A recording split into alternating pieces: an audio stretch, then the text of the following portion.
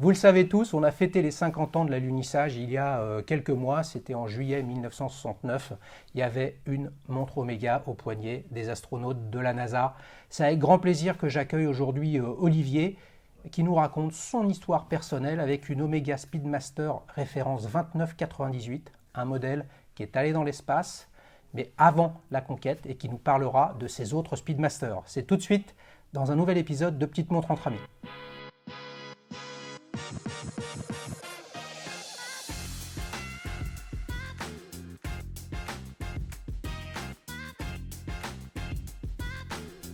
Bonjour Olivier.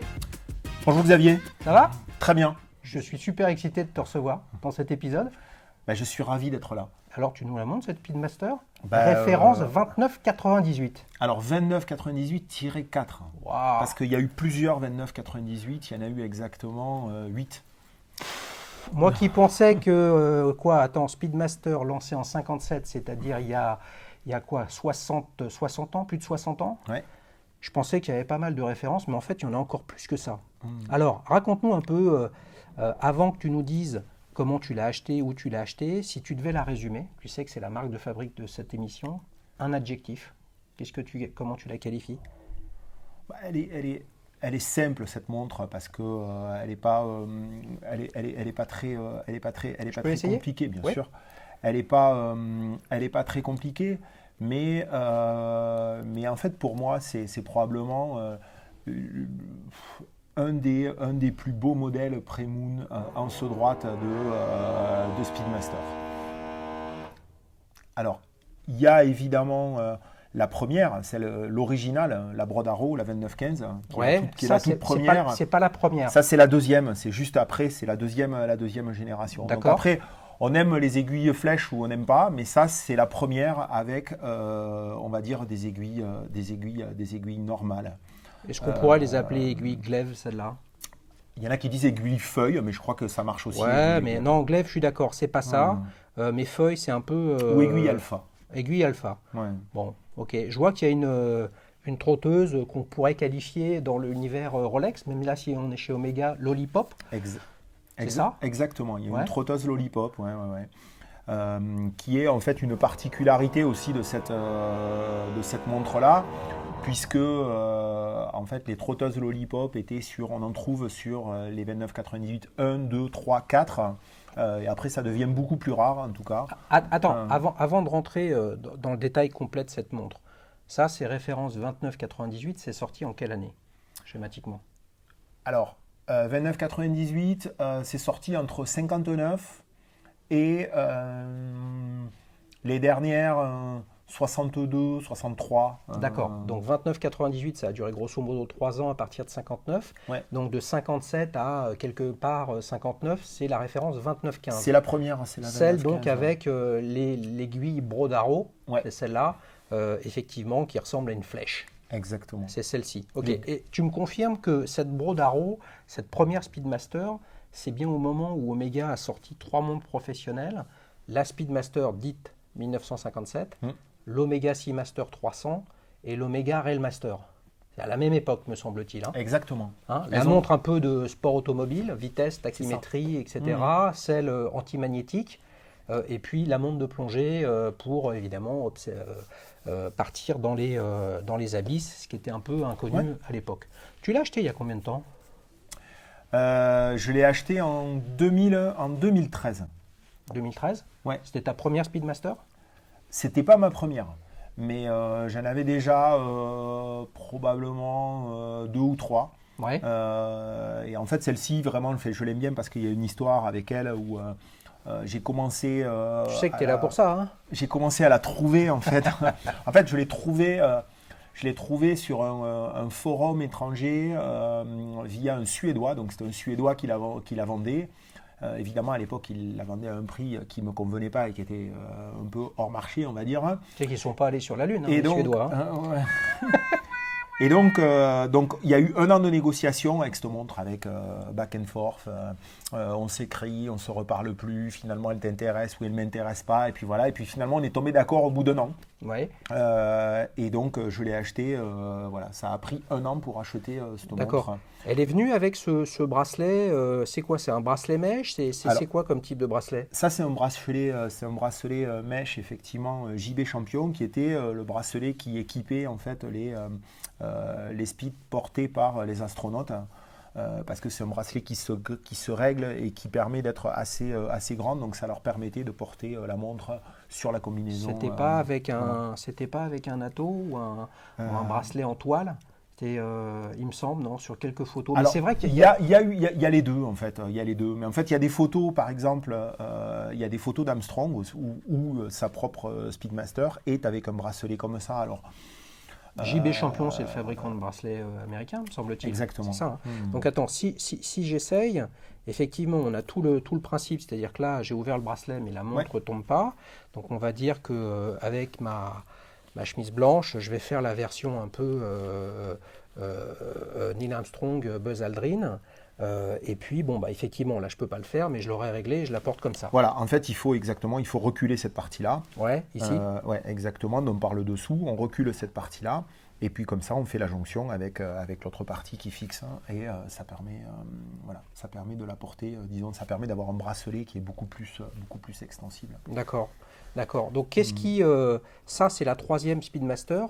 Ça veut dire que tu es un peu un collectionneur quand même de Speedmaster. Comment t'es tombé dans la marmite? Tu vois, tu es tombé sur le Panoramix de la Speedmaster qui t'a initié, et puis tu es tombé red dingue de ce modèle. Parce que c'est vrai qu'elle est quand même agréable, elle est belle, et elle est en très très bon état. La lunette est superbe. Tu as les index patinés, on va les appeler comme ça. Ils sont encore luminescents?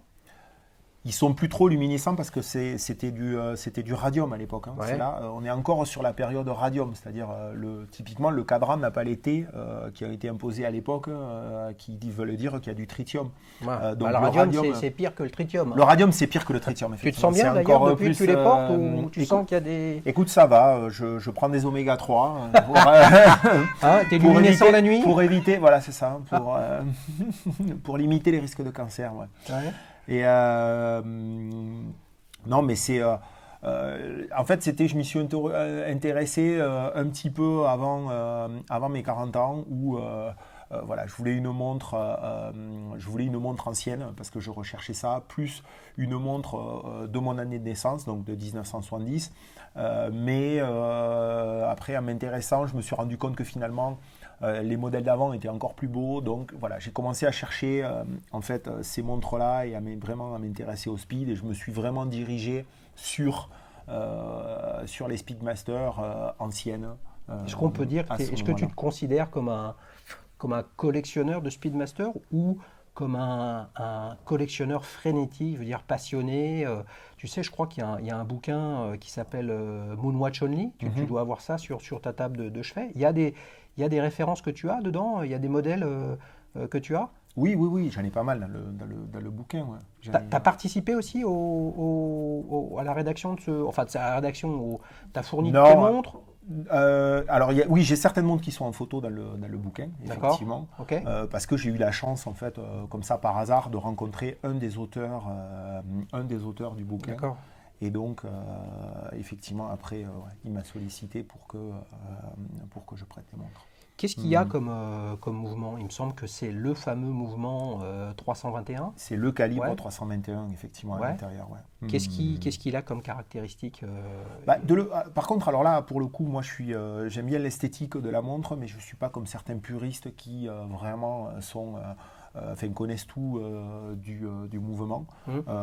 Loin de là, mais de ce que j'ai pu lire, etc., c'est un mouvement qui est quand même considéré comme la Rolls des mouvements à l'époque par sa simplicité, par sa précision, sa fiabilité. Voilà, pour toutes ces choses-là. Et d'ailleurs, c'est probablement pour ça qu'ils ont été sélectionnés. Exactement. C'est le mouvement qui a été sélectionné et qui a été qualifié par la NASA pour toutes les expéditions spatiales. D'accord. Si je résume sur cette montre, donc c'est un modèle 2998, il y en a eu différentes séries sur les 2-3 ans, etc. Pourquoi tu as cherché ce modèle-là et non pas la première, finalement? La première, sur des collections. Ça peut être une Submariner, une GMT Master chez Rolex, une Nautilus, ou alors d'autres pièces, peu importe. Mais la première, c'est toujours un peu celle qui est la plus recherchée. Elle t'intéressait moins, elle te plaisait moins, elle était peut-être moins accessible. Elle était, exactement, je crois que c'est le mot, tu as tout vu, elle était moins accessible, d'une part au niveau des prix, mais surtout en fait au niveau de la quête, quoi. Déjà, trouver ça, c'est un peu le Graal, mais alors trouver une 2915, là c'est au-delà du tout. C'est-à-dire en termes de production, il faut savoir, il a été produit 3000 2915. C'est pas beaucoup. Donc quand tu compares par rapport à la Daytona de Rolex, ouais. C'est ridicule. Et d'ailleurs, c'est pour ça que cette montre a été très très très longtemps sous-cotée. Les gens ne se sont pas rendus compte. Celle-là, la 2915, tu parles. Ou la 2998, à peu près pareil. Globalement, un peu tous les chronos Speedmaster de l'époque, quoi. Enfin, tous les vieux à anse droite. D'accord. Ces montres-là étaient clairement sous-cotées au vu de la rareté, au vu de la production. Comparer, parce qu'en fait, on peut comparer ces montres-là aux Daytona de l'époque. Il n'y a pas de. Alors, justement, Olivier, tu parles de anse droite. Quand on a préparé cette émission, il faut la préparer un petit peu quand même.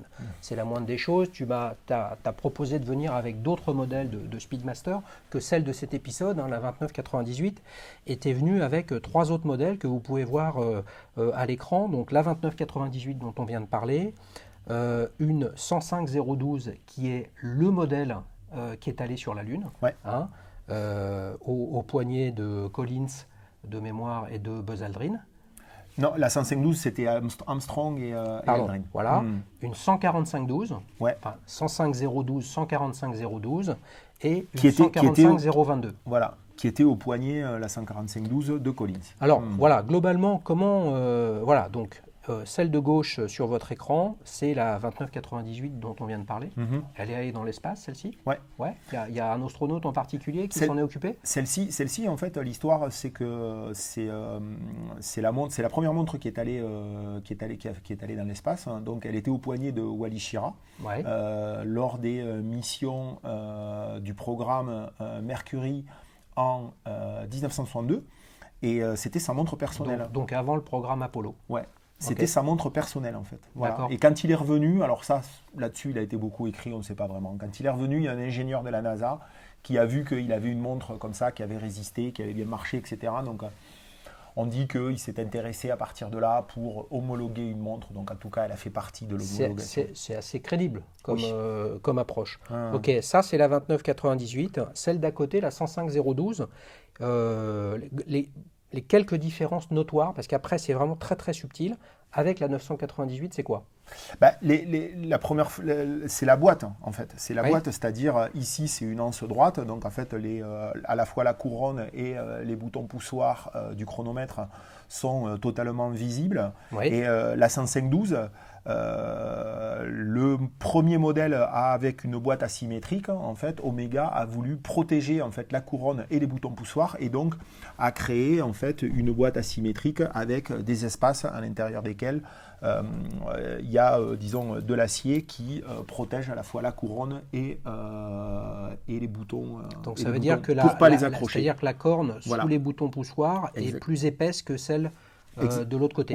D'où le terme boîtier asymétrique. C'est vrai que quand on les regarde toutes les deux comme ça, entre le boîtier asymétrique et les cornes, on va dire, renforcées, c'est beaucoup plus gros comme montre, une 105-12 qu'une 29-98. Les aiguilles ne sont pas les mêmes. Non. Vu de loin comme ça, mais je suis sûr que tu vas m'expliquer qu'il y a quelques différences. On reconnaît ce qu'on peut attendre d'une Speedmaster en termes d'aiguilles. C'est-à-dire c'est bien différent des aiguilles en partie feuille, en partie glaive.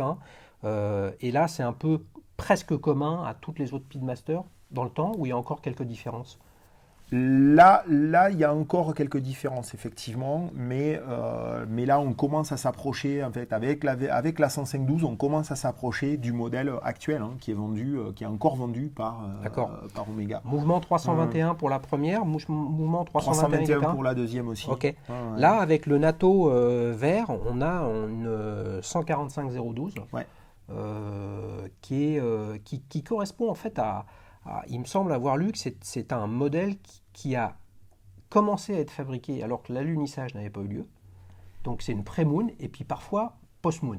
Je me trompe ou Je ne saurais pas trop, franchement, là, sur les dates entre les premiers numéros de série qui ont été faits et les derniers. mais les modèles chez Omega ne sont pas faits sur des tronçons de 2 ans. Et donc, il y a un moment, ils s'entrecroisent. Elle n'a pas été faite, la 145-012, en partie en chevauchant la 105-12. Si. De toute façon, elle se fait pas, hormis la 105-12 et la 29-98 qui se chevauchent pas parce qu'il y a un modèle encore entre les deux qui n'est pas là, que je n'ai pas.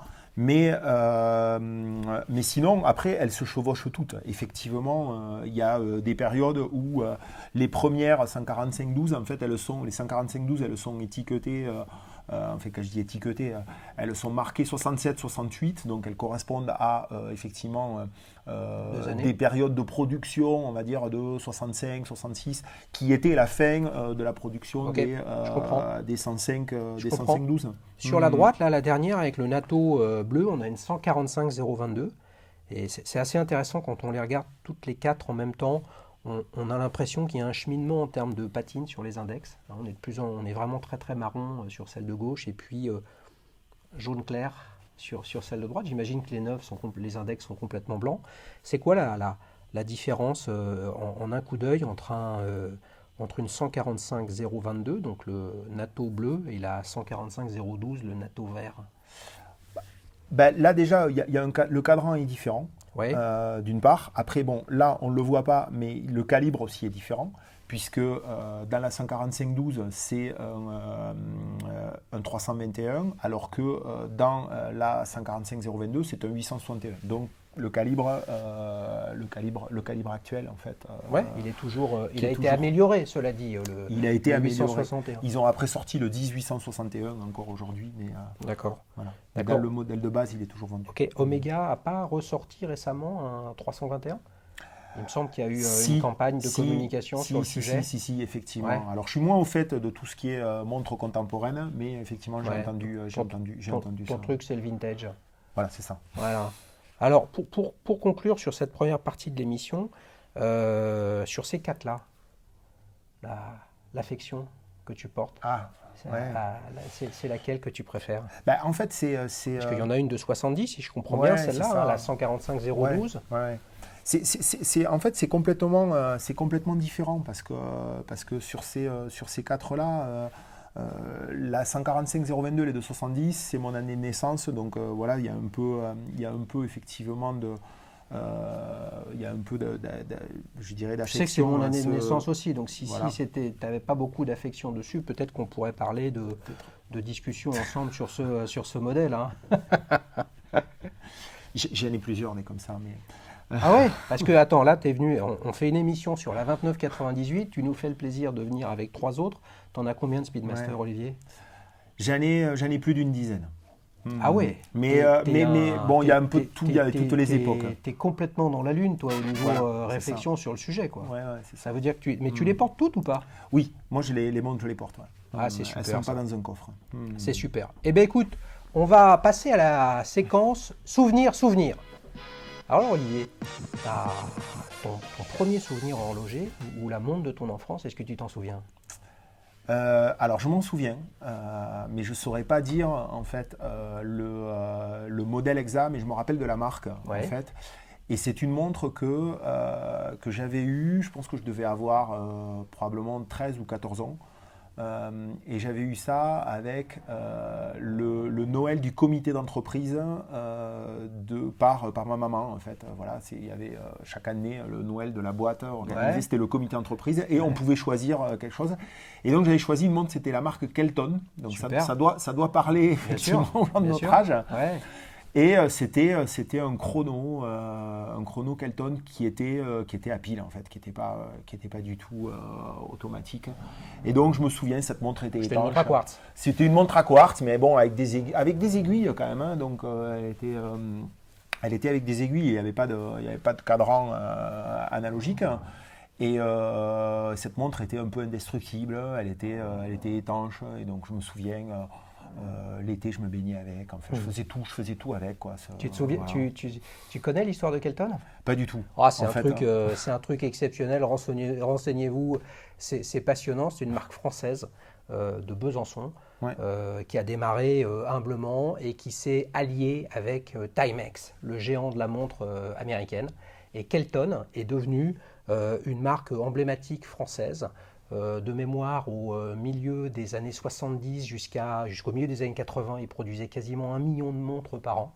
Tu te rends compte? Et le nom Kelton, a priori, mais j'en suis pas sûr, parce qu'il y a des choses un petit peu qui divergent, lorsque le fondateur de la marque a rencontré les émissaires de Timex à Besançon pour discuter du projet industriel, ils avaient rendez-vous à l'hôtel Elton. D'où le nom, la marque Kelton. Mais pour des gens de notre génération, je suis né en 70 comme Olivier, et ben effectivement, Kelton, Timex, Yema, c'était vraiment les montres de notre enfance, des montres à quartz à aiguille, et puis après est venu l'affichage LCD. Est-ce que en quoi ça a influé sur ton goût pour les montres? Un peu, pas du tout, tu n'arrives pas à en faire le lien? Il y a quelque chose? Je pense que tout à l'heure, tu disais déjà pourquoi j'ai choisi la Speedmaster par rapport aux autres, etc. Ben, je pense que ça a un peu influé puisque cette montre-là était un chrono. Et quand j'ai recherché une montre après pour moi, ou quand j'ai commencé à m'intéresser en fait aux montres vintage, j'ai tout de suite montré beaucoup plus d'intérêt pour des montres avec un chrono que des simples 3-4 aiguilles. Voilà. Donc, je pense que déjà, il y a une part là-dedans. Ouais. C'est ta Kelton de Proust qui t'a amené chez Omega avec la Speedmaster. Voilà. Eh bien, maintenant, on arrive, roulement de tambour, au moment où vous préférez, en tout cas, si je vous écoute, lorsque vous me contactez, le célèbre quiz. Alors, c'est parti, Olivier.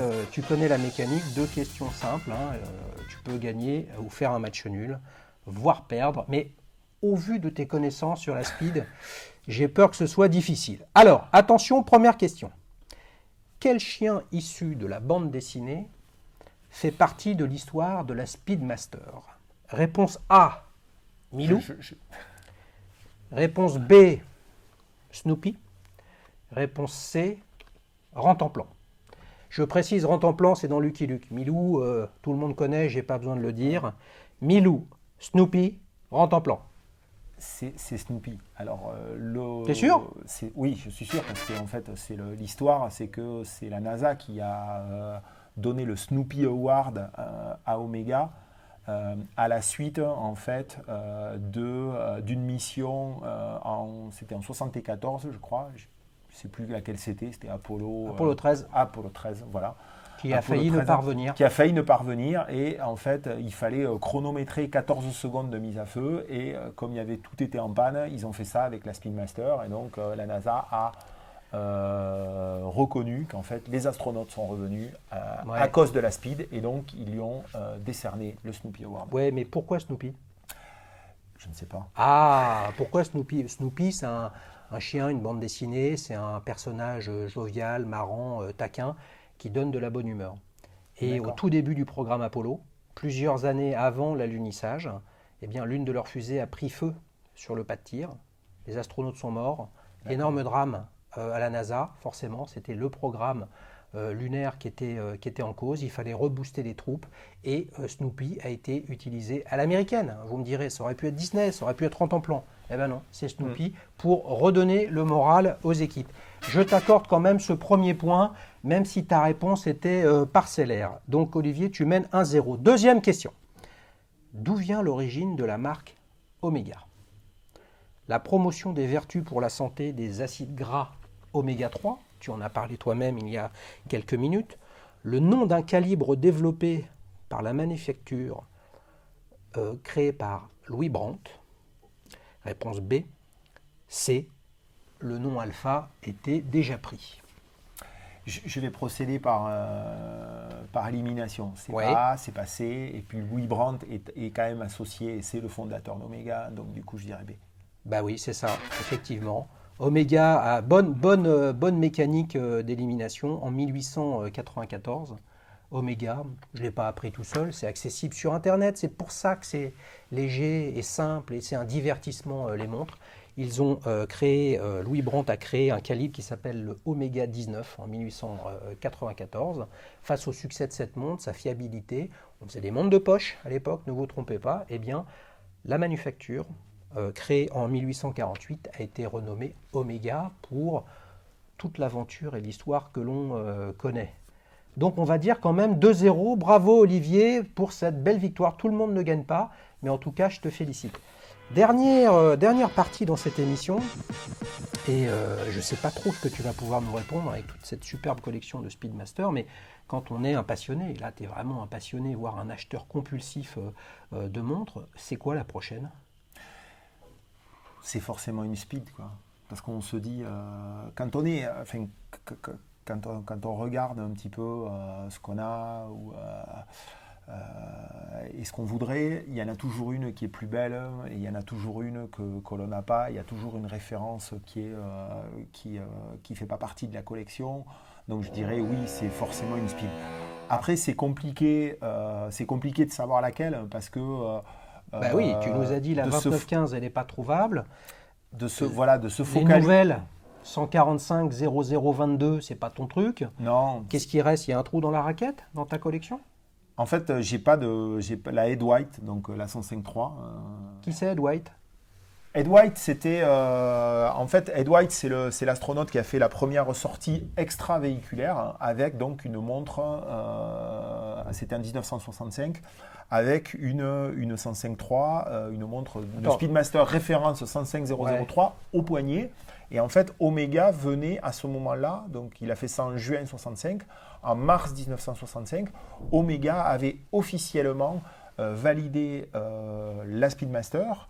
La NASA avait officiellement validé la Speedmaster comme la montre des programmes futurs et la montre des astronautes. Toi qui est vraiment pointu sur le sujet, j'ai ouï dire que en fait Omega ne savait même pas que la NASA avait acheté les montres. Probablement le possesseur à titre perso, l'autre astronaute, celui dont tu parles qui avait une 2998. Wally Schirra. Voilà, Wally Schirra avait mis la NASA sur la voie. Et j'ai cru lire, tu as lu la même chose, toi, qu'en fait Omega n'était pas au courant. Hein. La NASA a acheté des montres de plein de marques, Hamilton, Rolex, et a priori Omega l'aurait appris et a vu les images. En se disant on est sur la Lune. Tu confirmes ça ou c'est encore une part de mythologie? Non. Comme ça, effectivement, il y a certainement une part de vérité. Mais il y a beaucoup de choses qui ont été écrites là-dessus et c'est quand même assez compliqué de savoir la vérité. Mais par contre, ce qu'on peut dire effectivement, c'est que donc Wally Schirra a mis, on va dire, les ingénieurs peut-être de la NASA sur le chemin, mais après choisir une montre effectivement dans une administration, qu'elle soit américaine ou une administration globalement, hein. Je pense qu'il y a un processus, il y a des process et on ne fait pas ce qu'on veut. Et donc il y a eu un appel d'offres, il y a eu une série de tests et à la fin, en fait, effectivement, il y avait 4 montres qui étaient qualifiées, une Longines, une Rolex, une Omega, une Hamilton. Hamilton a été éliminé vu qu'ils ont fourni une montre de poche. Mauvaise pioche. Parmi les 3 qui restaient, en fait, c'est la Speedmaster qui a satisfait ils l'ont appris après. Tous les tests. Et exactement. Et comme a priori c'est coutumier du fait de la NASA, c'est-à-dire quand ils font ce type d'appel d'offres et ce type de test, ils ne communiquent pas sur le résultat. Donc Omega a été sélectionné sans le savoir et ils l'ont appris en regardant les images et en voyant effectivement Ed White avec la montre. Tu vois, les photos d'Ed White sortie extravéhiculaire, ouais. C'est-à-dire il sort dans l'espace. Eh bien, la boucle est bouclée. Les photos ont été faites avec un Hasselblad 500 EL. Il n'y a pas que des montres Omega qui sont allées dans l'espace non plus. Hein. Les astronautes parfois y allaient avec les leurs. Ça fait partie de la mythologie, de la subjectivité. Vous aurez remarqué qu'Omega ne dit jamais la seule montre à être allée sur la Lune, mais la première. C'est effectivement le cas. Olivier, je te remercie. Si vous avez envie de participer à un épisode de Petite Montre entre amis, c'est très simple. Vous m'envoyez un email sur contact@dailyshoes.fr, la référence de votre montre, quelques photos, quelques informations sur vous, et puis on en discute. Et puis s'il y a un intérêt partagé pour être l'invité d'un nouvel épisode de petites montres entre amis. Vous ferez comme Olivier, vous serez assis à côté de moi et puis on rigolera et on partagera de l'info, de la passion et de l'énergie autour des montres. Allez, salut, à bientôt. Salut.